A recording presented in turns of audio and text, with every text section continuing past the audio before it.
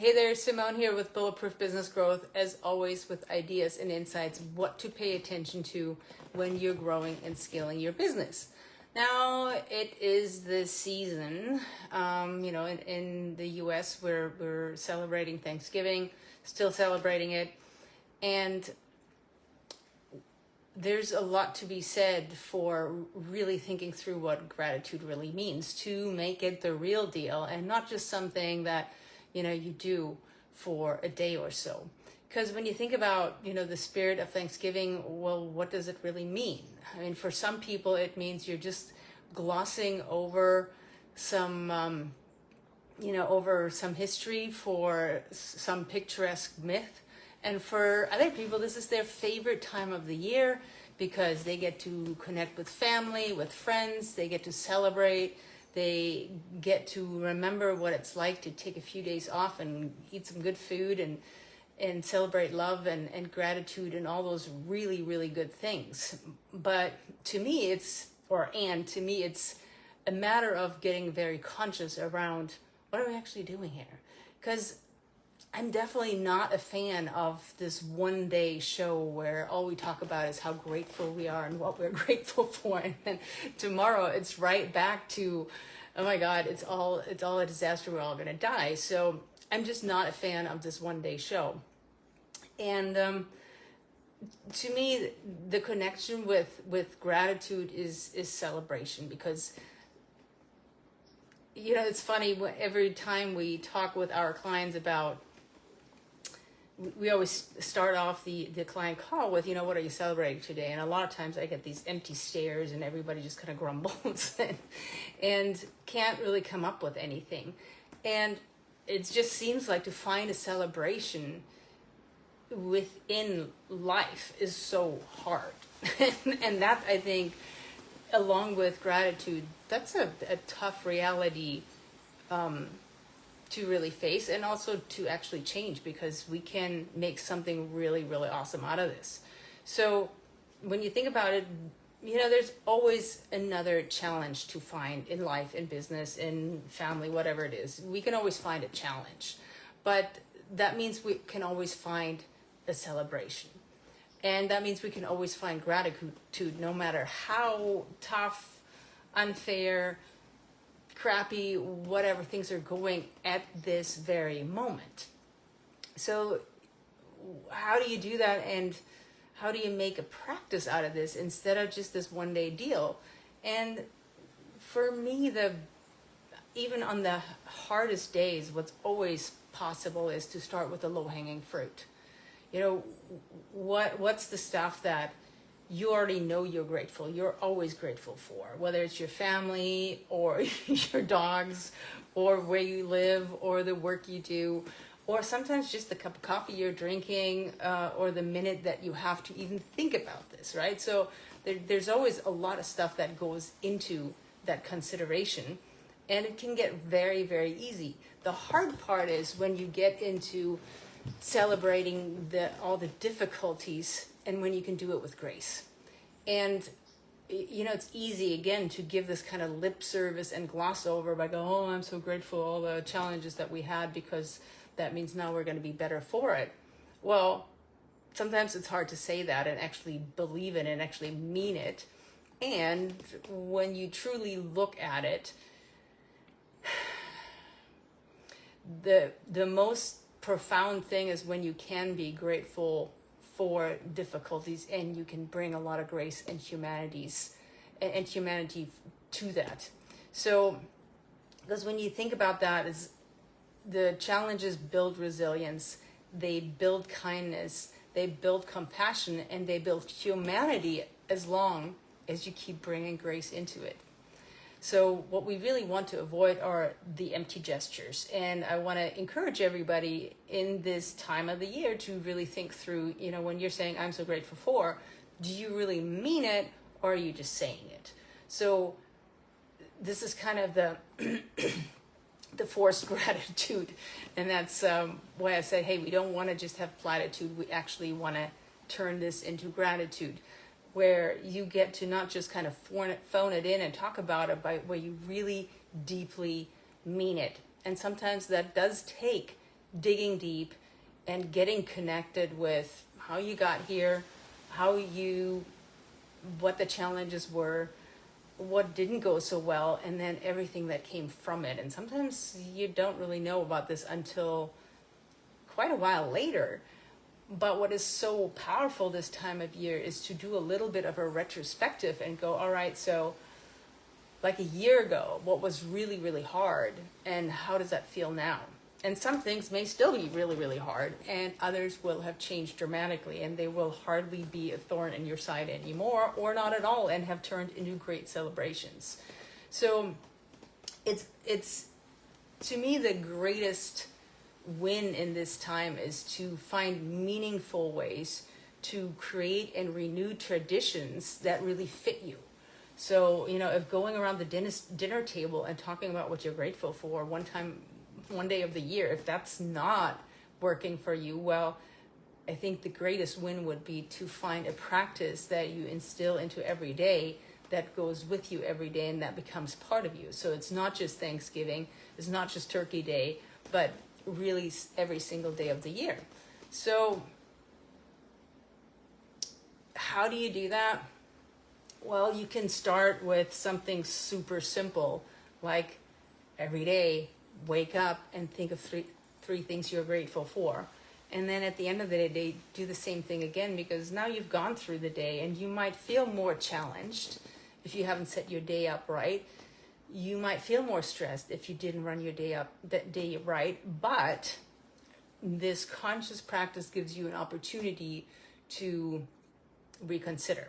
So what this is really about, and why we want to do this whole thing, is because it helps you rewire your brain. Because when you think about gratitude, really helps you refocus, because you can either look at the problem or you can look at solving the problem. So, and for a lot of us, it means once there's a problem, once there's a challenge, that's where all of our focus and energy goes. Instead of touching it lightly and getting clear about what we're dealing with and just focusing on the solution and being grateful for every step that goes right. And that's a huge piece. Sometimes that solution takes a long time to get there. But when you're grateful for every step that goes right, that gets you towards that solution, now suddenly your energy is spent very, very differently. So we want to, in our program with our clients, we talk about a 5-95. Like, take 5% of your energy, time, and bandwidth to touch on the problem and grasp it and come up with a game plan. And then 95% of your problem is focused towards solving the problem. And of course, in our niche, helping people build greater teams, it's your teams that are actually solving the problems, and you're just guiding, counseling, coaching them to do that. But it's a really important distinction where your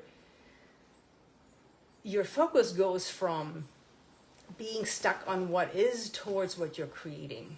So that's a huge, huge difference. So this is not stuff I'm just making up. There's a ton of science to support this, because it means you're widening your street towards optimism and happiness. And it's much, much easier to get on your more attractive path when you're practicing this, because this is just like going to the gym and lifting a weight once. You're not going to have the big muscles. So the same thing with this gratitude, optimism, and happiness practice. The more often you consciously shift your mindset around this and put yourself back on a path of optimism, of happiness, the bigger your muscle gets. And there's actually a good bit of science that says that when your life is focused on gratitude, and when you have a gratitude practice, it increases your happiness quotient by 25%. I mean, I don't know about you, but I'll take that 25% any day. So we really want to work towards this, because not just because it sounds good, because it's something you think you should do, but it's because having this practice increases positivity and stress reduction, which also, more science says, actually brings your IQ up 13%. So when you're feeling relaxed and happy, your IQ is up 13% from when you are stressed and burned out. Of course, it improves your sleep. It gives you a lot more motivation and happiness. You know, one of our clients we were just talking about, when he was like deeply in burnout, he hated going to work every day. He didn't want to do it. He had no inspiration. He had no motivation, no happiness. And it was really tough for him to run his business. And once he got back into a place of purpose and gratitude and being really conscientious and purposeful with where he was going, I was super happy when he just told me this yesterday. He's like, yesterday was the first day I woke up and I was looking forward to go to work. So all of that stuff is just by making a conscious practice around looking for the good, being grateful, and focusing on that as your path. So when you think about this, what does that mean in your business? That also means you create more happiness in your team, and that's how you focus your culture in your team, which of course means your turnover is going to go way down, and you build much more conscious and powerful relationships. So consciously trying to be grateful is absolutely worth it, but it takes a practice to do that. So when you want to supercharge this idea, well, we talked about the nightly list and the morning list, and especially in this season, make it a practice to not just be grateful, but to show up grateful and to show gratitude.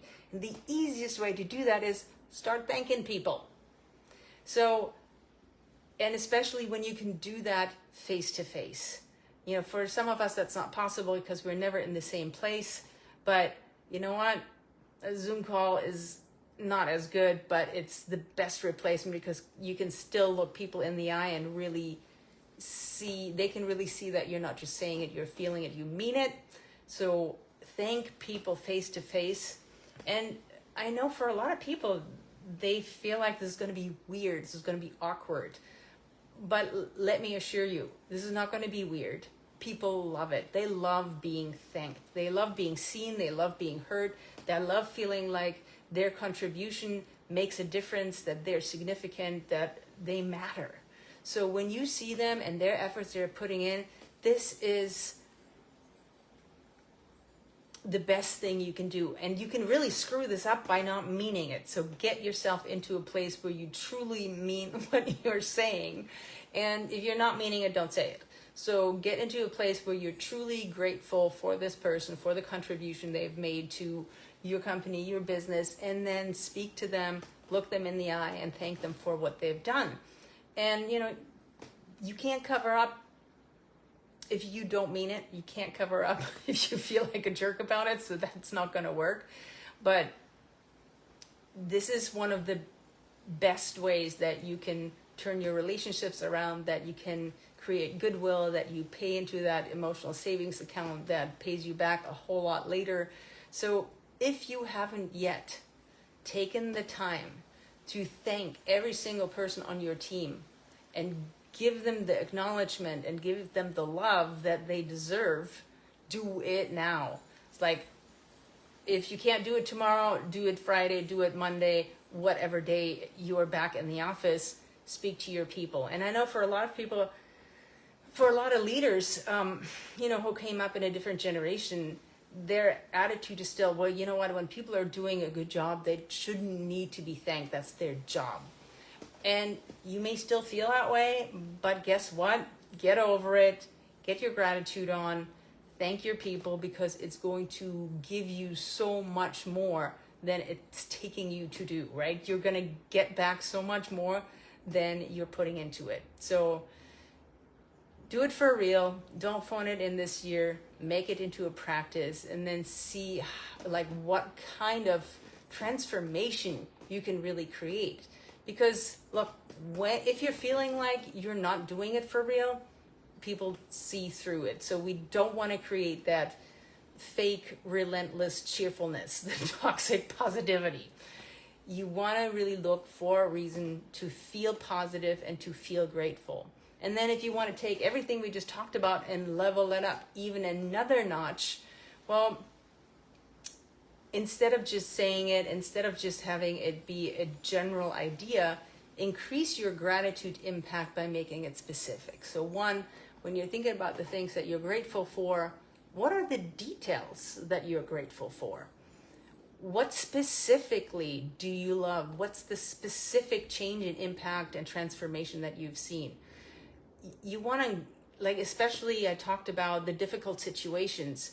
How can you build authentic gratitude for those difficult situations that may have challenged the heck out of you for a while? So really look for, hey, what did we learn? How did we get better? And how was this actually a huge blessing? And then keep it simple. It's always that keep it simple, sweetheart, KISS acronym. Like, say thanks to people. It improves your mental health. It's easy to do, and you can start it tomorrow without making a whole big effort. So build it into your culture, build it into your everyday. Acknowledge people, thank them, praise them. People love it. They return more to you than you've put into it, and they will do better. And that's the biggest piece. If that's the only reason for why you do it, when you give people acknowledgement, when you thank them and you truly mean it and they can sense that, they will go through fire for you. That little piece of being seen, being heard, and being acknowledged, you're just telling them what they're doing a good job because you want them to do more of that, okay? So get more of what you want by doing more, not just doing gratitude, but being grateful. So I really invite you to spend these next few days thinking through this and feeling this and letting this land and establishing a powerful practice going forward. I wish you a wonderful, wonderful holiday, and I will see you next time.